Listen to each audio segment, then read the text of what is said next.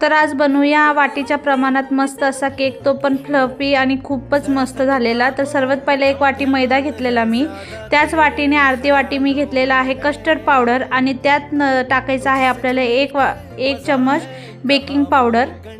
तर baking powder बघू शकता तुम्ही 1 चम्मच घ्यायचा आहे आणि त्याचा अर्धा चम्मच घ्यायचा आहे आपल्याला खायचा सोडा।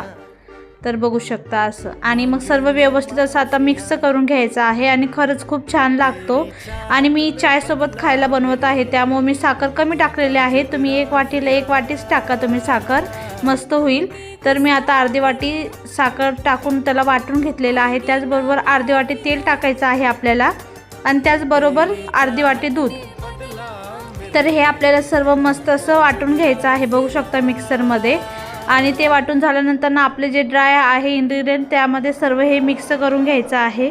एकाच डायरेक्शनमध्ये सर्व व्यवस्थित मिक्स करून घ्यायचं आहे आणि बाकी आपण मिक्सरमध्ये वाटलेलं त्यातच मी अर्धी वाटी पाणी टाकून व्यवस्थित असं तेच पाणी यूज केलेलं आहे, बघू शकता तुम्ही। आणि व्यवस्थित असं बॅटर हवं आहे बघा आपल्याला।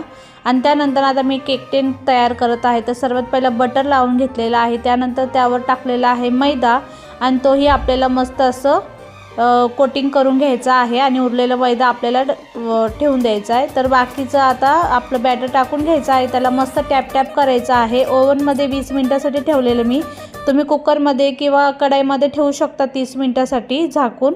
तर आता झालेला आहे माझा केक आणि पोरांना काय हेच होत नव्हतं कंट्रोल, पटकन काढ म्हणून मागं लागलं। तर मी गरम गरममध्येच काढलेला, बघू शकता किती मस्त झालेला आहे, एकदम फ्लफी फ्लफी झालेला आहे आणि खायला तेवढाच टेस्टी झालेला। तर त्याच्यावरती जे काळं काळं होतं ते मी सर्व कट करून घेतलेलं आहे। तर चला तुम्हाला आता मी कट करून काढून पण दाखवते। तर बघू शकता कसला गरम होता केक, पण खरंच खूप मस्त झालेला आहे, एकदा तुम्ही नक्की ट्राय करा। तर आता मी चायसोबत एन्जॉय करत आहे। तर तुम्ही कधी बनवून खाणार आहे तेही मला नक्की कमेंट करून सांगा।